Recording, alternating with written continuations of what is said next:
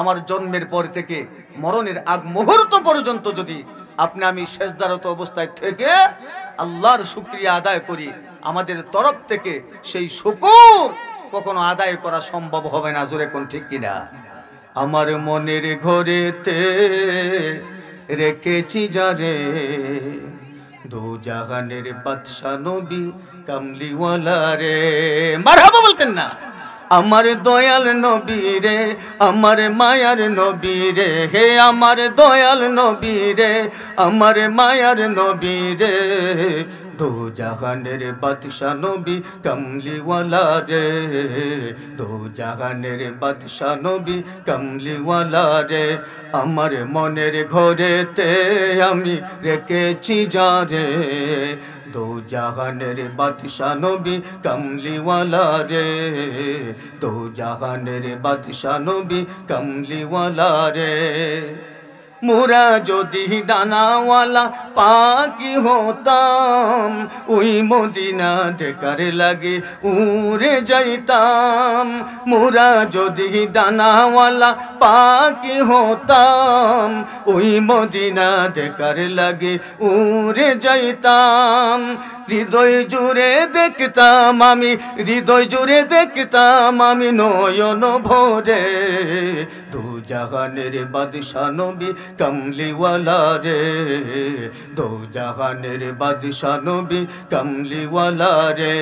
আমার মনের ঘরেতে আমি রেখেছি যারে, দো জাহানের বাদশা নবী কামলিওয়ালা রে, দো জাহানের বাদশা নবী কামলিওয়ালা রে।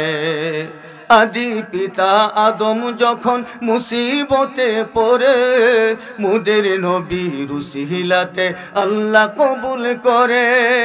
আদি পিতা আদম যখন মুসিবতে পড়ে, মুদের নবীর উসিলাতে আল্লাহ কবুল করে।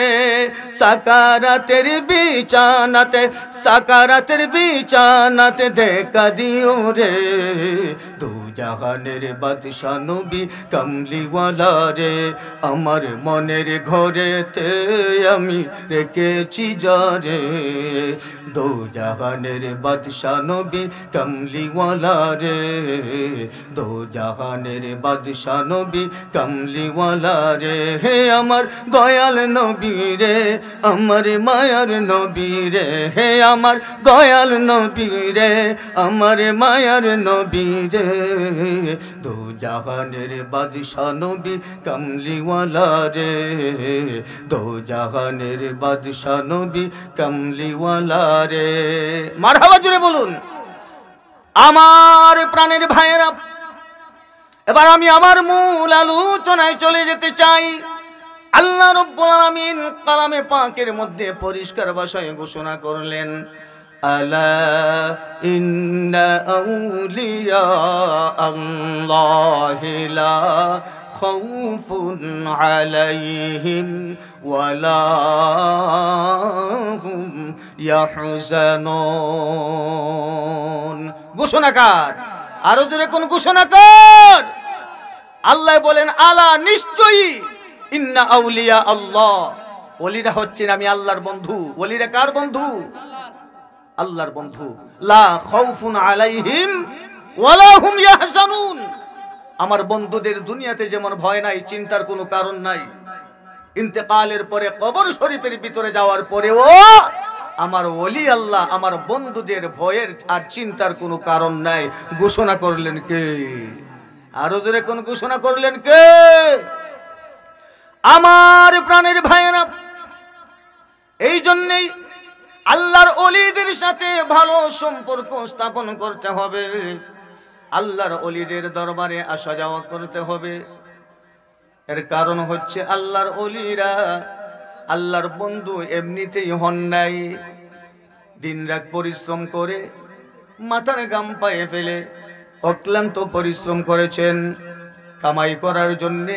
কি কামাই করার জন্যে? টাকা পয়সা ইনকাম করার জন্যে নয়, আল্লাহকে হাত করার জন্যে, মদিনার কামলিওয়ালাকে হাত করার জন্যে, মানুষকে বেপথ থেকে সুপথ দেখানোর জন্যে।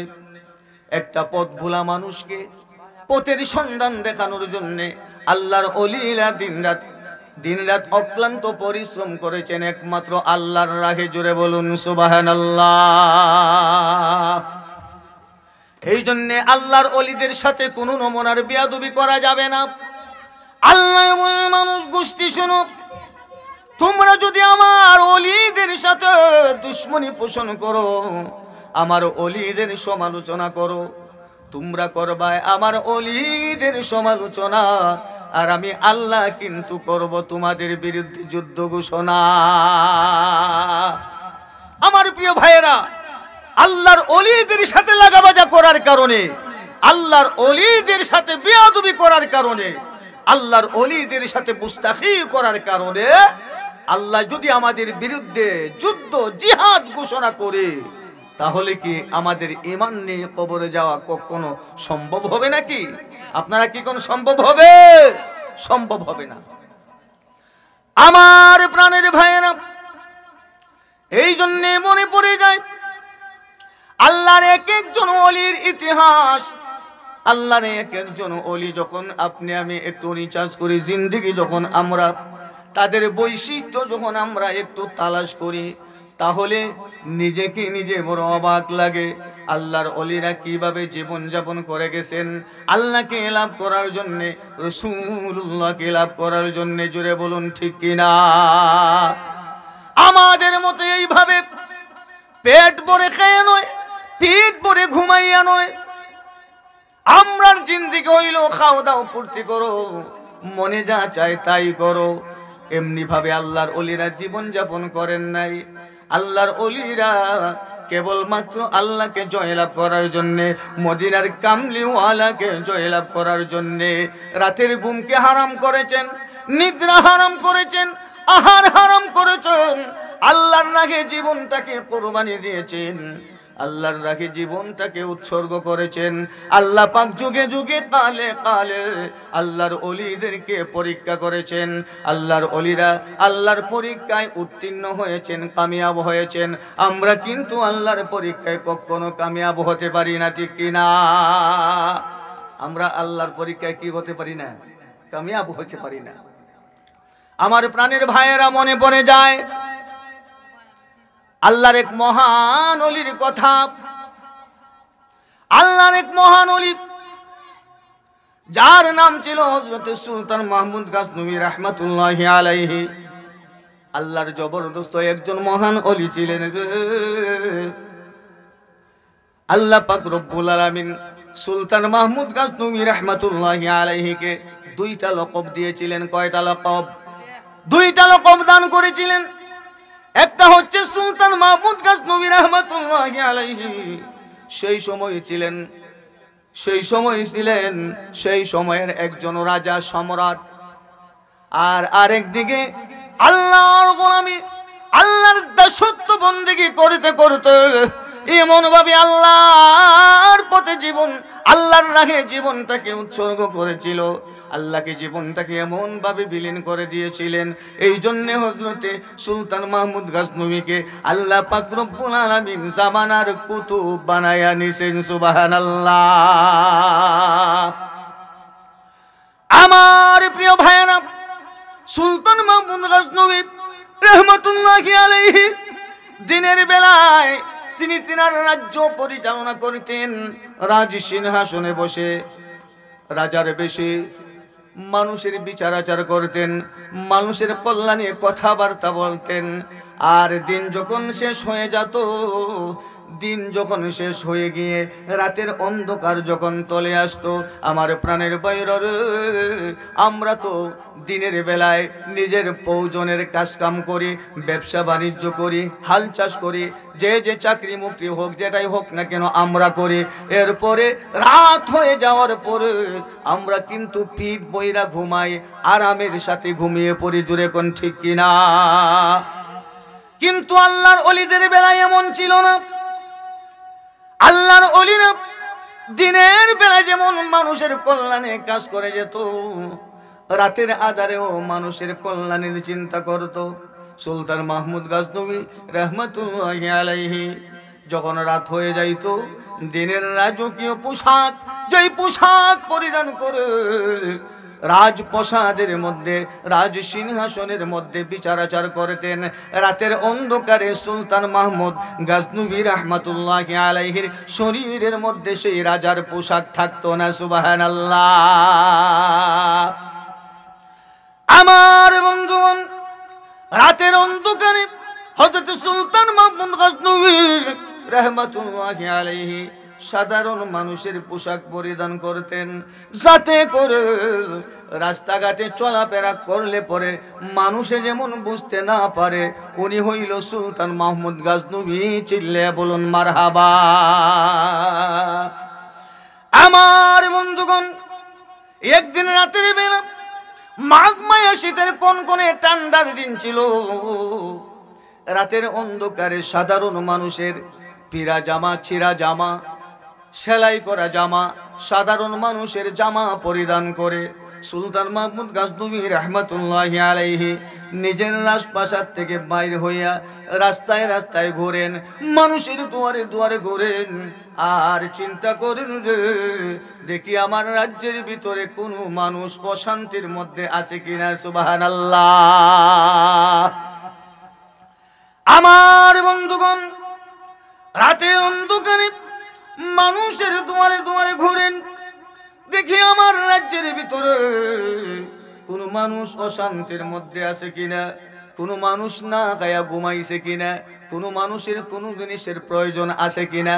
আল্লাহর ওলিদের জীবন বৈশিষ্ট্য ছিল এমন, আর আমাদের জীবন বৈশিষ্ট্য আর কাহিনী হচ্ছে আমরা দিন শেষ হয়ে যাওয়ার পরে রাতের অন্ধকারে মানুষের কোনো কল্যাণের চিন্তা করি না। আমরা কি করি? পেট ভইরা খায়া এরপরে আমরা পিঠ ভইরা ঘুমাই। পরের দিন আমরা সকাল 8টা বাজে 10টা বাজে ঘুম থেকে আমরা জাগ্রত হই। জোরে কোন ঠিক কিনা? এই হলো আমাদের জীবন বৈশিষ্ট্য আর কাহিনী।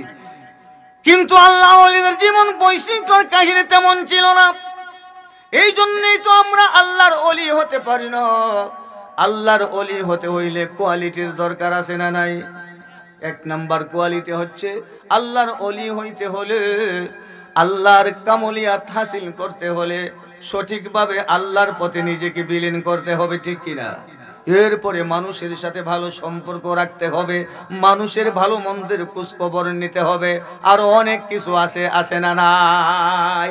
আমরা তো রাতের বেলায় ঘুমিয়ে পড়ি, পরের দিন সকাল বেলা ঘুম থেকে জাগ্রত হয়। কিন্তু আল্লাহর ওলিরা এইভাবে জীবন যাপন করেন নাই। আল্লাহর ওলিরা মানুষের দুয়ারে দুয়ারে গিয়েছেন, মানুষের ভালো মন্দের খবর নিয়েছেন। সুলতান মাহমুদ গাজনবী রাহমাতুল্লাহি আলাইহি বেরিয়ে গেলেন রাস্তার মধ্যে, হঠাৎ করে তিনি নজরে পড়ে যায় কয়েকটা যুবক রাস্তার মাঝখানে দাঁড়াইয়া দাঁড়াইয়া কি যেন তারা পায়তারা করে, কি যেন তারা আলোচনা সমালোচনা করে। সুলতান মাহমুদ গাজনবী রাহমাতুল্লাহি আলাইহি আস্তে আস্তে আস্তে আস্তে ওই যুবকদের নিকটে চলে গেলেন। যুবকদের কাছাকাছি যাইয়া যুবকদেরকে দেখিয়া বললেন, আসসালামু আলাইকুম ওয়া রাহমাতুল্লাহ। আমার প্রাণের বাইরে রে, বলা যায় না জীবন চলার পথে, জীবনে জিন্দেগির ভিতরে যদি কোনোদিন ডাকাইতের হাতে যদি আপনি ধরা পড়েন, পড়তেও পারেন। কথা কোন ঠিক কিনা? ডাকাইত কিন্তু এখন বাইরে গেছে গা। ডাকাইত তখন কি প্রায় রাস্তাঘাটে রাতের বেলায় ডাকাতি হয়, হ্যাঁ, দিনের বেলায়ও ডাকাতি হয়, এমনও হয় কিনা? আল্লাহর ওলিদের শিক্ষা আল্লাহর ওলিরা শিখায় গেছেন। আল্লাহর ওলিদের জিন্দেগি থেকে আমাদেরকে অবশ্যই শিক্ষা গ্রহণ করতে হবে। আল্লাহর ওলিরা শিখায় গেছেন, ও মানুষ, ও নবীর উম্মত, যদি কোনোদিন দিনে হোক অথবা রাতের অন্ধকারে হোক ডাকাতের কবলে যদি তুমি জিন্দেগির ভিতরে কোনোদিন পড়ো, তাহলে ডাকাতের সামনাসামনি হওয়া মাত্রই ডাকাত তোমাকে সালাম দিবার আগে তুমি আগে সালাম দিও, কইও আসসালামু আলাইকুম ওয়া রাহমাতুল্লাহ। যেরকম মারহাবা। আল্লাহ ওলি হযরত সুলতান মাহমুদ গাজনবী রাহমাতুল্লাহি আলাইহি ওই যুবকদের সামনাসামনি গেলেন, ছিঁড়া জামা সাধারণ মানুষের পোশাক পরিধান করা অবস্থায় সুলতান মাহমুদ গজনবী রাহমাতুল্লাহি আলাইহি বুঝতে পারলেন না এরা যে আসলে ভালো মায়ের সন্তান না, এরা যে ডাকাতের দল। কথা কোন ঠিক কিনা? সুলতান মাহমুদ গজনবী মনে মনে ভাবলেন আমার চিনার কোনো দরকার নাই, কোনো প্রয়োজন নাই। আমার রাজ্যের ভিতরে এত রাতে যুবকেরা দাঁড়াইয়া দাঁড়াইয়া কি যেন আলোচনা সমালোচনা করে, অবশ্যই তাদের কাছ থেকে আমাকে জানতে হবে। এই মনে করিয়া এত বড় আল্লাহর একজন মহান ওলি ওই ডাকাত দলের সামনে গিয়া বলেন আসসালামু আলাইকুম ওয়া রাহমাতুল্লাহ। চিল্লে কন্যা সুবহানাল্লাহ। এটাই হচ্ছে আমার নবীর শিক্ষা। আজকে আমার নবীর শিক্ষা আমাদের মধ্যে নাই, যার কারণে আজকে সমাজের মধ্যে আমি লাঞ্ছিত, আমি বঞ্চিত। আরো জোরে কোন ঠিক কিনা? আল্লাহু আকবার, ইয়া রাসূলুল্লাহ, জিন্দাবাদ জিন্দাবাদ, মারহাবা কোন। আজকে আমরা এক ভাই আরেক ভাইকে দেখলে সালাম দিতে রাজি না। আজকে সালামের হার এই বর্তমান সমাজ থেকে একেবারে চিরতরে কমে গেছে। জোরে কোন ঠিক কিনা? ইমাম কয় মুসল্লি আমাকে সালাম দেও, আর মুসল্লি কয় ইমামকে 10,000 টাকা মাস শেষে বেতন দেই, ইমামে আমাকে সালাম দেও। জোরে কোন ঠিক কিনা? এই অবস্থার কারণে আজকে সমাজের মধ্যে শান্তি নাই। এর একমাত্র কারণ হচ্ছে আমি ইমাম হইয়া মুসল্লির সালামের অপেক্ষমান হয়ে থাকি, আমি মুসল্লি হইয়া ইমামের সালামের অপেক্ষা হয়ে থাকি। কিন্তু না রে ভাই না, আমার নবীর শিক্ষা হইল, আমার নবীর সেই 63 বছর হায়াতের জিন্দেগি একটু তালাশ করে দেখুন। আমার নবীকে কোন সাহাবায়ে কেরাম আগে সালাম দিতে পারে নাই, আমার নবী আগে সালাম দিয়েছেন। সুবহানাল্লাহ। এই হইল আমার নবীর শিক্ষা। আর আমার নবীর শিক্ষা যদি আমাদের মধ্যে আমরা বাস্তবায়ন করতে পারি, তাহলে আজও আশা করা যায় আমার নবীর উসিলায় সমাজে শান্তি বাস্তবায়ন হবে। জুড়ে কোন ঠিক কিনা? আমার প্রাণের ভাইয়েরা, বলতেছিলাম যে কথা, রহমাতুল লিল আলামিন মদিনার কামলিওয়ালা দয়াল নবীজি যেই শিক্ষা আমাদেরকে দিয়েছেন, সাহাবায়ে কেরামদেরকে যেই শিক্ষা দিয়েছেন, অবশ্যই আমাদেরকে এটা মানতে হবে, আমাদেরকে মেনে চলতে হবে। যদি নিজেকে নিজে আলাদা আলাদা করি, তাহলে মনে রাখবেন এটা শুধু এই ধরনের নয়, এই ধরনের আমাদের মধ্যে অশান্তি নয়, আরো হাজার হাজার গুণে অশান্তি আমাদের সম্মুখীন হতে হবে। ঠিক কিনা? আল্লাহর সেই মহান ওলি সুলতান মাহমুদ গজনবী রাহমাতুল্লাহি আলাইহির কথা বলছিলাম। হযরত সুলতান মাহমুদ গজনবী রাহমাতুল্লাহি আলাইহি ডাকাতদেরকে দেখে বললেন আসসালামু আলাইকুম ওয়া রাহমাতুল্লাহ। ডাকাতেরা অবাক হয়ে গেল, বুঝতে পারলাম না, চিনলাম না। ওই লোকটাকে মুরব্বি ধরনের মতো দেখা যায়, আমাদেরকে দেখে আমরা তো যুবক ফুলাফান, আমরা তো সালাম দেওয়ার কথা ছিল, কিন্তু আমরা আগে সালাম দিয়া বসলো, বুঝলাম না। আমাদের সালাম দেওয়ার কথা ছিল, কিন্তু উল্টা আমাদেরকে সালাম দিল। এটাই আমার নবীর শিক্ষা। ঠিক কিনা? সালামের জবাব কেউ দিল আর কেউ দিল না। ডাকাতদের এই ডাকাত দলের সরদার যে ছিল, সরদার এবার বুক ফুলাইয়া বলে, কে গো তুমি কে? তোমাকে তো চিনলাম না, তোমাকে তো আর কোনোদিন আমরা দেখি নাই। তুমি কোথায় থেকে এসেছো? কোথায় তোমার বাড়ি? কোথায় তোমার ঘর? আল্লাহর সেই মহান ওলি সুলতান মাহমুদ গজনবী রাহমাতুল্লাহি আলাইহি বলেন, ও আল্লাহর বান্দারা, ও আমার ভাইয়েরা, বাবারা, আমাকে আপনারা চিনবেন না বলে আপনি কে? আপনার বাড়ি কোথায়? আল্লাহর সেই মহান ওলি জবাব দিলেন, গো আমি হইলাম পথহারা একজন পথিক। সুবহানাল্লাহ বলুন। আমি একজন পথহারা কি পথিক। নিজের পরিচয় ডাইরেক্টলি ভাবে দিলেন না, নিজের পরিচয় ডাইরেক্টলি ভাবে দিলেন না, বললেন যে আমি একজন পথহারা পথিক। আসলে তো আমরা সবাই পথহারা পথিক। ঠিক কিনা? আল্লাহ যদি সঠিক পথের সন্ধান দেখায় তাহলে আমাদের বাঁচা সম্ভব, আর আল্লাহ যদি সঠিক পথের সন্ধান আমাদেরকে না দেখায় তাহলে আরেকজন আল্লাহ নাই আমাদেরকে বাঁচানোর মতো। ঠিক কিনা? আল্লাহ কয়জন? একজন, তিনি আমাদের স্রষ্টা, তিনি আমাদের মহান প্রভু। আমরা তিনাকেই মানি, তিনার দাসত্বই আমরা করি, আমরা তিনার কাছে সাহায্য প্রার্থনা করি। কথা কোন ঠিক কিনা? আমার প্রাণের ভাইয়েরা, এবার সুলতান মাহমুদ গজনবী রাহমাতুল্লাহি আলাইহি সালাম দিয়া তাদের পাশে দাঁড়িয়ে আছেন। সবাই দাঁড়ানো অবস্থায় ডাকাত দলের সরদার যে ছিল গো, ওই সরদার বলতেছে, ও আমার সঙ্গী সাথী ভাইয়েরা, তোমরা জানো নি আজকে আমরা কার বাড়ি ডাকাতি করার জন্য যাব? সবাই কয় আমরা জানি না। এবার ডাকাত দলের সরদারে কয়, আজকে আমরা ওই এলাকার রাজা যিনি, ওই এলাকার রাজা যিনি সুলতান মাহমুদ গজনবী রাহমাতুল্লাহি আলাইহি, ওনার বাড়িতে গিয়া ডাকাতি করার জন্য ঢুকবো। কার বাড়িতে গিয়া ঢুকবো? সুলতান মাহমুদ গজনবী রাহমাতুল্লাহি আলাইহির বাড়িতে গিয়া ঢুকবো। আচ্ছা, যার বাড়িতে গিয়া ঢুকা ডাকাতি করবার কথা কয়, তিনি তার সামনে আসেনি? ওয়াজ মনে বুঝেন না আপনারা? বুঝছেন তো? হ্যাঁ, যার বাড়ির ভিতরে ঢুকা গিয়া টাকা পয়সা আনবো, ডাকাতি করব, সেও তো এই ডাকাতদেরকে আয়া কইছে আসসালামু আলাইকুম। জোরে করতে কিনা?